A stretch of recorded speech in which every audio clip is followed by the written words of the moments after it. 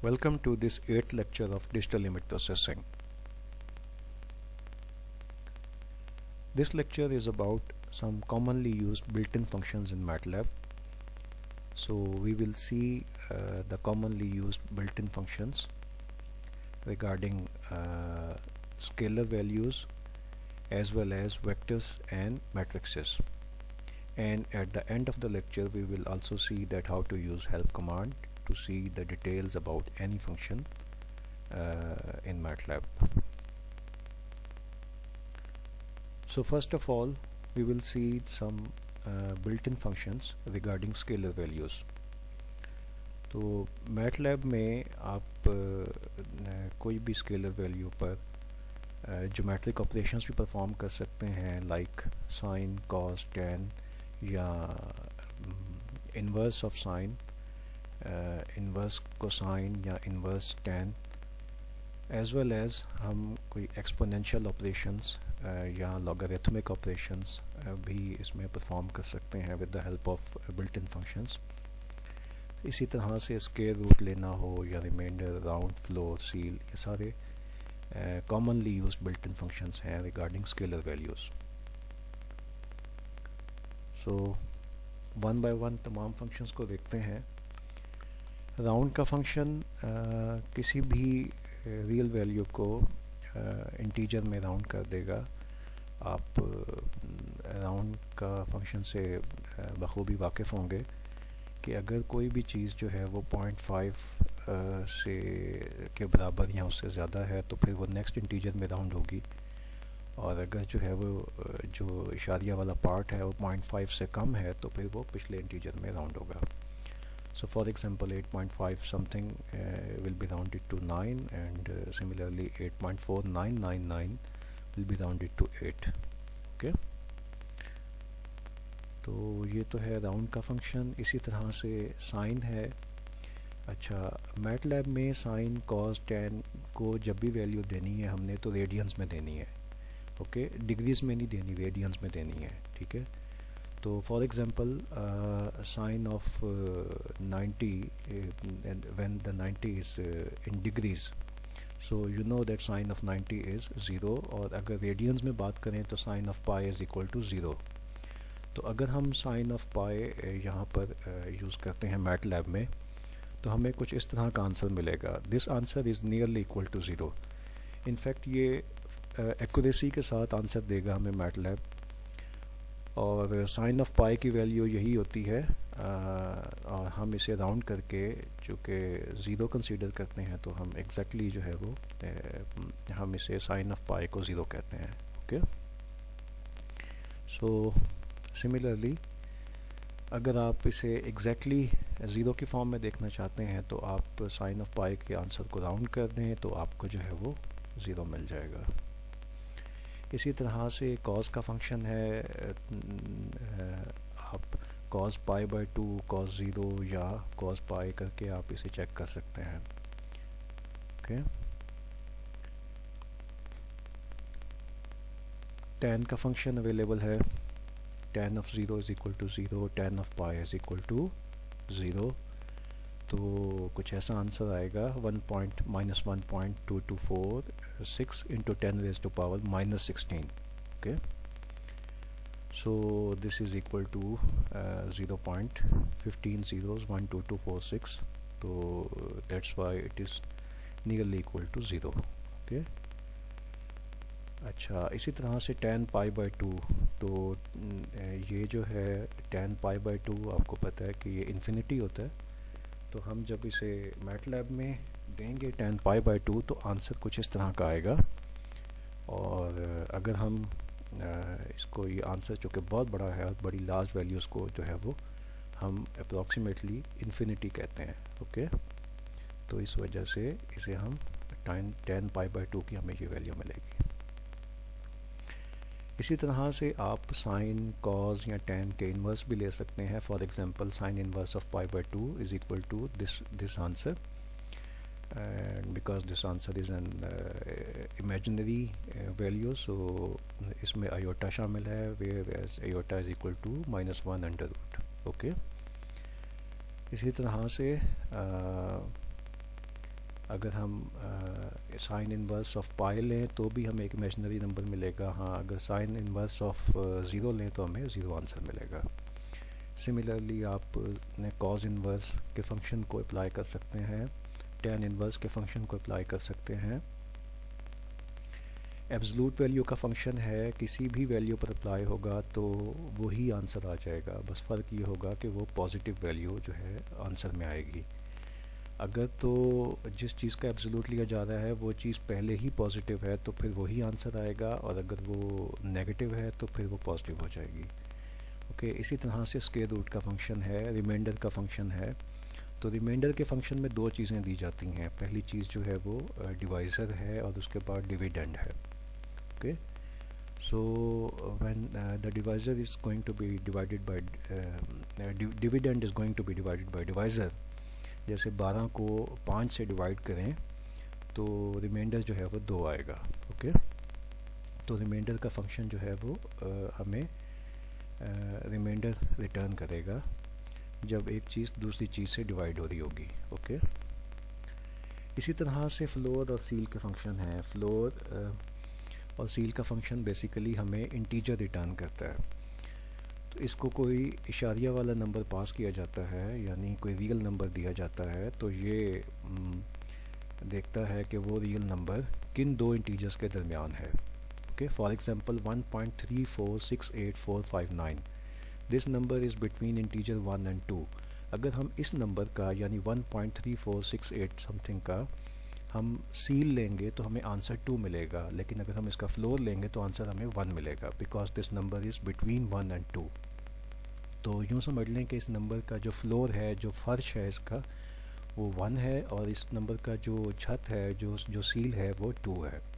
Okay, because we are going to consider that this number is between some ceil and floor of integers. Okay, इसी तरह से 1.99 something, तो again although this number is very close to 2, but this is not exactly 2, so it means this number, this real number 1.9999 something, this real number is between the integers 1 and 2, so the floor of this number is 1.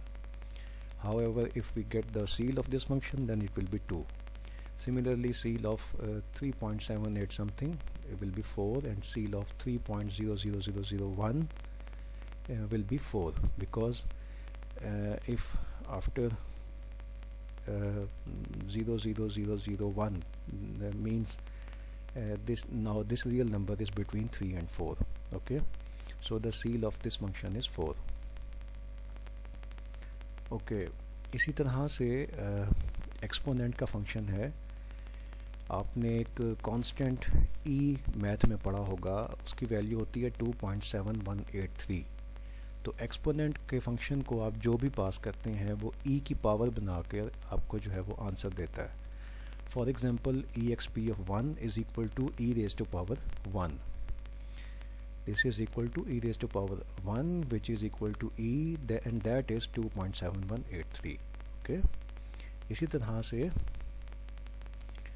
अगर आप natural log लेना चाहते हैं इस answer का तो आपको answer 1 मिलेगा, बिकॉज नेचुरल लॉग जो है एक ऐसा लॉग होता है जिसकी बेस ई होती है। ओके, तो अगर हम इस आंसर का नेचुरल लॉग लेते हैं, means log of, it's just like log of base e, तो हम जो है वो अंदर वाली चीज़ को ई की पावर में देखते हैं। Okay, so 2.7183 is equal to e raise to power 1, तो इट मीन्स के इसका नेचुरल लॉग का आंसर जो है वो 1 आएगा। अच्छा, अब हम इसको देखते हैं exponential of 2। So the e raise to power 2 is equal to 7.3891, तो ये उसका आंसर आ जाएगा। और अगर हम इसका नेचुरल लॉग लेंगे तो फिर आंसर जो है वो हमें 2 मिलेगा, because natural log is a log with base e.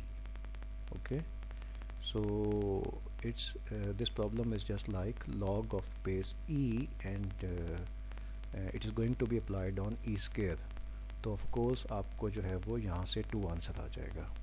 okay, तो log जो है वो डिफरेंट बेसिस में हो सकता है, log of 10 भी हो सकता है, log of 2 भी हो सकता है, किसी भी नंबर का log हो सकता है। तो लेकिन कॉमनली यूज log 2, log 10 या नेचुरल log होते हैं। तो मैटलैब में नेचुरल log कैलकुलेट करने के लिए log की कमांड है। ओके, अच्छा चलें कुछ और log देखते हैं। For example 2 raise to power 4 it's answer is 16। अगर हम इसका 2 बेस वाला log लेना चाहते हैं तो फिर इसका आंसर जो है, इस आंसर का 2 बेस वाला log अगर हम लेंगे तो इसका आंसर जो है वो 4 आएगा। Because when the base of log is 2, then the number on which this log is going to be applied is considered in terms of 2 raised to power. Okay, so 16 is equal to 2 raised to power 4, तो it means के इसका 2 base वाले log का answer जो है वो 4 आएगा। अच्छा, हमने यहाँ क्या अप्लाई किया है, ये एक फार्मूला है कि अगर आपके पास सिर्फ नेचुरल log अवेलेबल हो तो भी आप किसी भी बेस का log कैलकुलेट कर सकते हैं। यानी कि अगर हमने 16 का 2 बेस वाला log लेना है तो हम नेचुरल log ले लेते हैं 16 का, बट इसको फिर उसके बाद डिवाइड करेंगे नेचुरल log ऑफ 2 से। ओके, तो ये एक जनरल फार्मूला है। फॉर एग्ज़ाम्पल अगर मुझे ये 6 बेस वाला चाहिए होता तो फिर मैं क्या करता कि इसका नेचुरल log लेता इस आंसर का और इसको डिवाइड कर देता log ऑफ, यानी नेचुरल log ऑफ 6 से। ओके, तो फिर जो भी आंसर आता वो बेस 6 वाले log का आंसर होता। ओके, तो इस तरह से ये एक जनरलाइज्ड फार्मूला है। हाउएवर जैसे नेचुरल log के लिए log की कमांड मैटलैब में अवेलेबल है, इसी तरह से बाइनरी log के लिए यानी बेस 2 वाले log के लिए भी मैटलैब में बिल्ट इन फंक्शन मौजूद है। तो वो बिल्ट इन फंक्शन कौन सा है, log 2 ऑफ log 2। ओके, तो अगर हम log 2 अप्लाई करते हैं 16 पे तो ऑफ कोर्स हमें इसी तरह से आंसर डायरेक्टली 4 मिल जाएगा। इसी तरह से एक और एग्जांपल देखते हैं। Let's say 10 raised to power 3 and that is 1000। हम इसका 10 बेस वाला log लेते हैं तो ये इस तरह से भी ले सकते हैं कि natural log of 1000 divided by natural log of 10, so the answer will be 3 because 1000 is equal to 10 raised to power 3। तो इसका 10 बेस वाले log का आंसर जो है वो 3 आएगा। ताहम ये काम हम log 10 की मदद से भी कर सकते हैं, चूँकि मैटलैब में ये कमांड अवेलेबल है। तो इसका मतलब ये हुआ कि मैटलैब में बिल्ट इन फंक्शंस मौजूद हैं नेचुरल log लेने के लिए, बेस 2 वाला log लेने के लिए या बेस 10 वाला log लेने के लिए। लेकिन अगर किसी और बेस का अगर आपने log लेना है, फॉर एग्ज़ाम्पल हम log ऑफ 6 के लिए ट्राई करते हैं तो हमें ये मैसेज मिलता है कि this is undefined function, so there is no function with this name of log of 6। Okay, तो इसका मतलब ये हुआ कि जो तो log फेमस हैं जैसे 10 बेस वाला, 2 बेस वाला या नेचुरल log, तो उनके लिए मैटलैब में बिल्ट इन फंक्शंस हैं। अदरवाइज़ हमारे पास जनरलाइज्ड फार्मूला है जिसकी मदद से किसी भी बेस का log जो है वो लिया जा सकता है। और वो जनरलाइज्ड फार्मूला क्या है, फॉर एग्ज़ाम्पल अगर आपने 36 का बेस 6 वाला log लेना है तो वो जनरलाइज्ड फार्मूला ये है कि आपको पहले 36 का नेचुरल log लेना होगा और फिर जो आंसर आएगा उसको नेचुरल log ऑफ 6 के आंसर से डिवाइड करना होगा। तो इस तरह से आप उस बेस का log जो है वो ले सकते हैं मैटलैब में। ओके, तो नेक्स्ट हम कुछ वेक्टर फंक्शंस देखते हैं। मैटलैब में वेक्टर्स के लिए, ख्वाह वो कॉलम वेक्टर्स हों या रो वेक्टर्स हों, कुछ built in functions commonly used होते हैं, कॉमनली यूज्ड हैं। उनमें एक तो है लार्जेस्ट वैल्यू फाइंड आउट करने का, स्मॉलेस्ट वैल्यू फाइंड आउट करने का, या वेक्टर की लेंथ मालूम करने का, वेक्टर को सॉर्ट करने का, उसके एलिमेंट्स को प्रोडक्ट करना या सम करना, या उसके एलिमेंट्स में से मीडियन वैल्यू मालूम करना, मीन वैल्यू मालूम करना या स्टैंडर्ड डेविएशन। इस तरह के बिल्ट इन फंक्शंस मौजूद हैं। तो वन बाय वन सबको देखते हैं। फॉर एग्जांपल एक रो वेक्टर है ए इज़ इक्वल टू 1 2 3 4 5 6 7, इसमें 7 वैल्यूज़ हैं। तो अगर हम इस पर मैक्स का फंक्शन अप्लाई करेंगे तो आंसर जो है हमें इसमें से मैक्सिमम वैल्यू यानी 7 मिल जाएगी। मिनिमम का करेंगे तो ऑफ कोर्स हमें 1 मिलेगा। मीडियन अप्लाई करेंगे तो हमें इसमें से सेंट्रल वैल्यू जो है यानी 4 मिल जाएगी, जो इन 7 वैल्यूज़ में मीडियन वैल्यू है।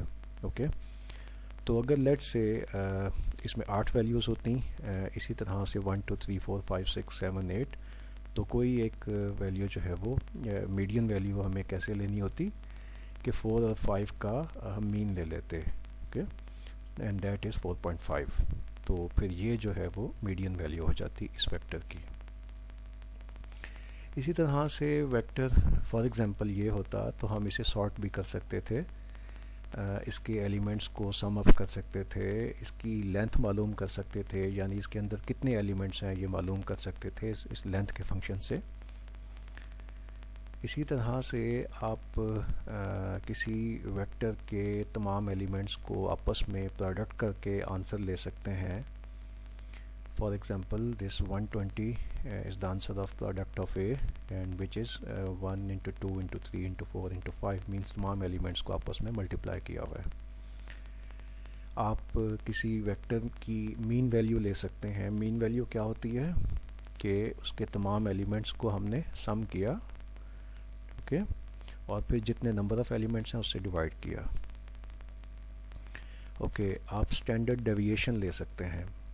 तो अगर हम इस वेक्टर का स्टैंडर्ड डेविएशन लेते हैं तो ये आंसर आएगा। ये आंसर क्यों आया? क्योंकि ये स्टैंडर्ड डेविएशन का फार्मूला है, और ये फार्मूला ये कहता है कि आपने सबसे पहले तो इसका मीन वैल्यू लेनी है। ये x bar is going to represent mean value, okay.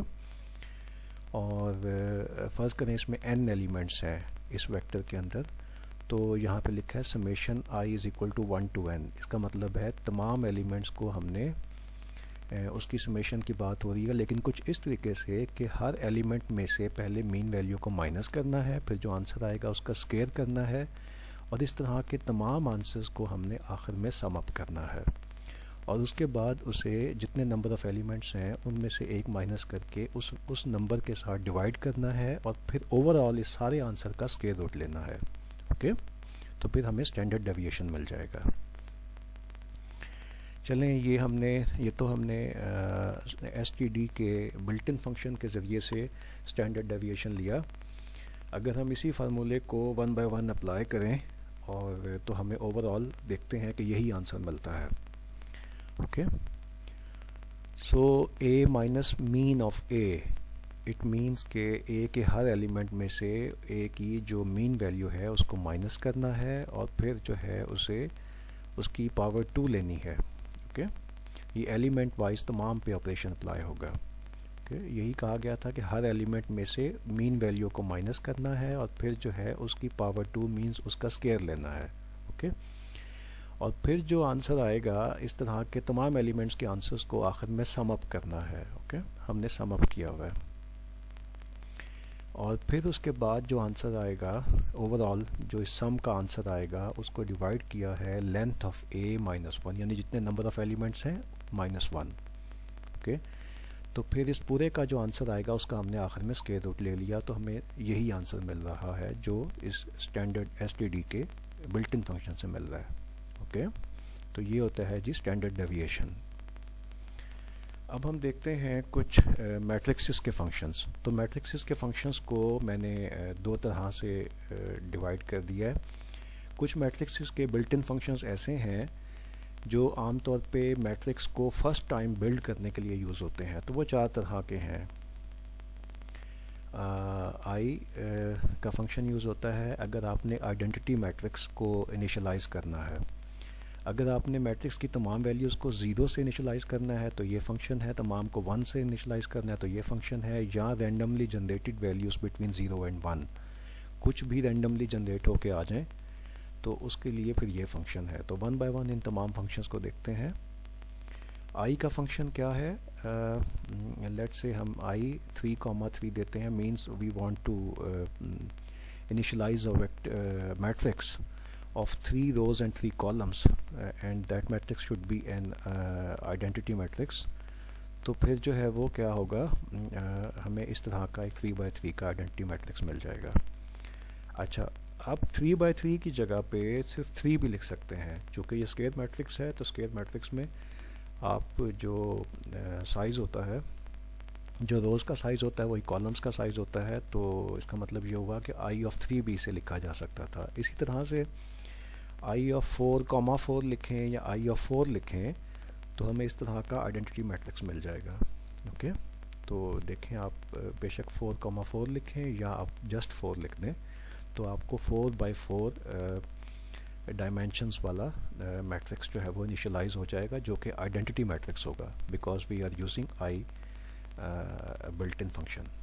Okay, अगर हम ज़ीरोज़ का बिल्ट इन फंक्शन यूज़ करते हैं और साथ हम ऑर्डर मेंशन कर देते हैं कि 2 रोज़ हों 3 कॉलम्स हों तो हमें इस तरह का मैट्रिक्स मिल जाएगा। इसी तरह से अगर हम 2x2 का लेना चाहते हैं तो फिर इस तरह से हम ज़ीरो का तमाम ज़ीरोज़ उसमें होंगे, एक मैट्रिक्स इनिशलाइज कर लेंगे 2x2 ऑर्डर का। इसी तरह से 3 रोज़ और 2 कॉलम्स वाला ये मैट्रिक्स 1 तमाम वैल्यूज़ 1 हो उससे इनिशलाइज हो सकता है। ओके, ये 2x2 का ये 1 रो और 5 कॉलम्स और तमाम की वैल्यूज़ ऑफ कोर्स 1 है, because we are using the built in function ones. इसी तरह से आप रैंडम का बिल्ट इन फंक्शन यूज़ कर सकते हैं टू इनिशियलाइज सम मैट्रिक्स। तो ये अगर हम RAND के नाम से ये फंक्शन रैंडम का फंक्शन यूज़ करते हैं तो हमारी तमाम वैल्यूज़ जो हैं वो 0 से 1 के दरमियान होंगी। ओके, ये कुछ भी आ सकती हैं, ये रैंडमली जनरेटेड वैल्यूज़ होती हैं। जब भी आप इस फंक्शन को अप्लाई करेंगे तो नई वैल्यूज़ आएंगी आपके पास, लेकिन हर वैल्यू जो है वो 0 से 1 के दरमियान होगी। ओके, फॉर एग्जांपल ये 2,4 2 रोज़ 4 कॉलम से हमने रैंडम का ये फंक्शन अप्लाई किया, और इसी तरह से 4,2 4 रोज़ और 2 कॉलम्स। ओके, तो कुछ बिल्ट इन फंक्शंस मैट्रिक्सेस के ऐसे हैं जो मैट्रिक्सेस पे आमतौर पे अप्लाई होते हैं। फॉर एग्जांपल आपको किसी मैट्रिक्स का साइज़ मालूम करना हो, उसका डिटर्मिनेंट मालूम करना हो, इन्वर्स मालूम करना हो, डायगोनल हो, या कुछ इस तरह से upper triangular part of the matrix को अगर हमें लेना हो और उसके बेस पे हमने एक नया मैट्रिक्स बनाना हो, या सिर्फ लोअर ट्रायंगुलर पार्ट हमने निकालना हो, तो ये तमाम हम 1 बाय 1 डिस्कस करेंगे। तो let's say A is equal to a matrix having 2 rows and 3 columns, इस तरह का मैट्रिक्स है। तो साइज़ क्या होगा इसका, 2 रोज़ और 3 कॉलम्स। तो हमें साइज़ ऑफ A अप्लाई करने से इस मैट्रिक्स का जो ऑर्डर है वो पता चल जाएगा। ओके, अब लेट्स से हमने B मैट्रिक्स बनाया कि A की तमाम रोज़ लेकिन सिर्फ दूसरा और तीसरा कॉलम हम यूज़ करते हैं, तो इट मीन्स कि ये 2x2 का मैट्रिक्स बन जाएगा जिसमें 3 4 3 3 मौजूद होंगे। ओके, तो अगर हम इसका साइज़ मालूम करते हैं तो ऑफ कोर्स इसमें 2 रोज़ हैं और 2 कॉलम्स हैं, तो हमें इसका साइज़ मिल जाएगा। ओके, तो ये साइज़ का फंक्शन है, ये मैट्रिक्स का ऑर्डर आपको रिटर्न करता है। अच्छा, इसी तरह से आप किसी मैट्रिक्स का इन्वर्स भी ले सकते हैं। ओके, लेकिन ये याद रहे कि इन्वर्स किसी भी मैट्रिक्स का नहीं हो सकता, सिर्फ स्क्वायर मैट्रिक्स का इन्वर्स हो सकता है। ओके, तो किसी मैट्रिक्स का इन्वर्स लेने के लिए उसका स्क्वायर होना ज़रूरी है। सो फॉर एग्जांपल यहाँ मैंने एक ऐसा मैट्रिक्स लिया जिसमें 2 रोज़ और 3 कॉलम्स हैं, यानी ये स्क्वायर नहीं है। तो अगर मैं इसका इन्वर्स लेता हूँ तो मैसेज आएगा कि matrix must be square. Okay, तो किसी भी स्क्वायर मैट्रिक्स का आप इन्वर्स ले सकते हैं INV की कमांड से या INV के बिल्ट इन फंक्शन से। इसी तरह से किसी मैट्रिक्स का डायगोनल लिया जा सकता है, ये डायगोनल हमें कॉलम वेक्टर की फॉर्म में रिटर्न होगा। तो फॉर एग्जांपल इस मैट्रिक्स में डायगोनल क्या है, 1 7 7। तो ये 177 as a column vector will be return through this DIAG diagonal command. Okay, इसी तरह से जब आप 1 2 3 4 इस स्क्वायर मैट्रिक्स पे, ये 2x2 के स्क्वायर मैट्रिक्स पे डायगोनल की कमांड यूज़ का बिल्ट इन फंक्शन यूज़ करेंगे तो आपको 1 4 इसका जो डायगोनल है वो एज अ कॉलम वेक्टर जो है वो रिटर्न हो जाएगा। ओके, इसी तरह से आप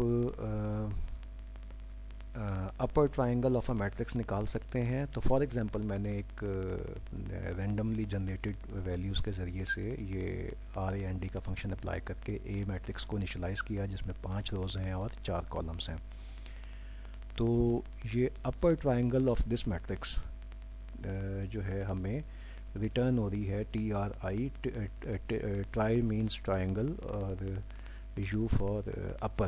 Okay, so upper triangle of this matrix will be used for the values of the new vector new matrix, whereas the remaining values of the new matrix will be 0.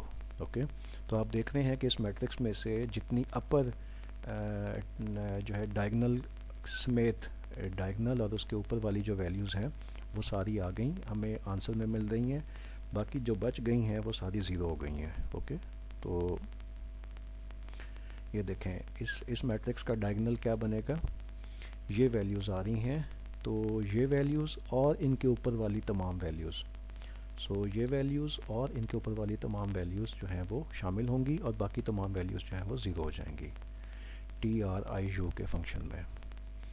और इसका opposite function है T R I L, means lower triangular.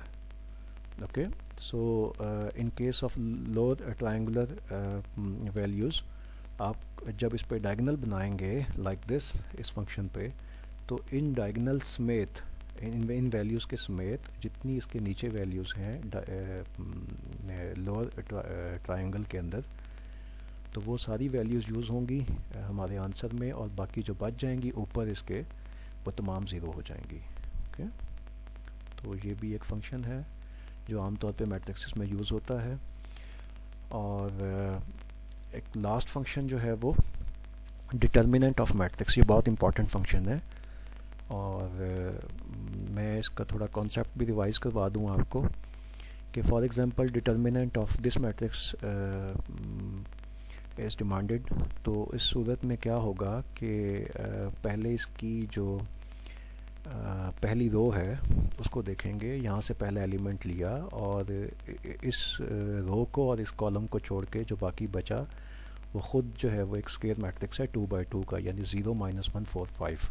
तो हम जो है वो इसका further determinant लेंगे और उसको इस 2 के साथ मल्टीप्लाई कर देंगे। सो 2 इज़ मल्टीप्लाइड बाय अपने डिटर्मिनेंट ऑफ 0 -1 4 5। अच्छा, नेक्स्ट जो है हम माइनस यूज़ करेंगे और उससे अगली टर्म में हम प्लस यूज़ करेंगे। इसी तरह से फिर जो है वो अल्टरनेटिव ऑर्डर में माइनस और प्लस यूज़ होते हैं। ओके, सो नेक्स्ट जो है वो माइनस, फिर ये अगला एलिमेंट लिया -3 is going to be multiplied with determinant of, अब आपने इस रो को छोड़ देना, इस कॉलम को छोड़ देना, मीन्स 2 -1 1 5। ओके, तो आपने इसको स्क्वायर मैट्रिक्स 2×2 के स्क्वायर मैट्रिक्स का डिटर्मिनेंट लेना है, और फिर जो है वो जो भी आंसर आएगा उसका एक स्केलर वैल्यू आएगी, आपने उसे मल्टीप्लाई करना है इसके साथ। ओके, तो इसी तरह से +1 is going to be multiplied with 2014, determinant of 2014। Okay, तो 2 इज़ मल्टीप्लाइड विद ये 0 × 5 is equal to 0 and -4, so it will be 0 + 4. okay, so 4 × 2 is equal to 8। इसी तरह से यहाँ से आंसर जो है वो हमें 33 मिलेगा, इसी तरह से यहाँ से आंसर हमें 8 मिलेगा, तो ये एज ए होल आंसर जो है वो 49 होगा। So the determinant of this matrix will be 49। Okay, तो लेट्स से हम यही काम मैटलैब में कैसे करेंगे, जस्ट एक DET के बिल्ट इन फंक्शन के ज़रिए से करेंगे। और ये काम हमने कैसे किया कि हमने ये मैट्रिक्स लिया सेम इन्हीं वैल्यूज़ वाला 2 -3 1 2 0 -1 1 4 5। ओके, तो हमने जब इसका डिटर्मिनेंट लिया तो हमें आंसर 49 मिला। ओके, तो ये तो थे भाई कुछ बिल्ट इन फंक्शंस। हमने बिल्ट इन फंक्शंस देखे जो कॉमनली यूज़ होते हैं स्केलर वैल्यूज़ के लिए, वेक्टर्स के लिए या मैट्रिक्सेस के लिए। ओके, लेकिन इसके अलावा भी बहुत सारे बिल्ट इन फंक्शन मैटलैब में हैं, हमने सिर्फ उन्हीं की बात की है जो कॉमनली यूज़ होते हैं। ओके, तो अगर आप कोई बिल्ट इन फंक्शन के बारे में अगर आपने मज़ीद इन्फॉर्मेशन देखनी हो या उसके बारे में आपको हेल्प चाहिए, तो आपने जस्ट हेल्प की कमांड टाइप करनी है और उसके बाद आपने उस फंक्शन का नाम लिख देना है। फॉर एग्जांपल डिटर्मिनेंट के फंक्शन का आपको हेल्प चाहिए, तो आपने हेल्प लिखा और साथ DET आपने टाइप कर दिया। जैसे ही आपने टाइप करके एंटर प्रेस किया तो उससे रिलेटेड तमाम इन्फॉर्मेशन आपके पास आ जाएगी। ओके, तो आज के लिए इतना ही काफ़ी है। Okay, thank you.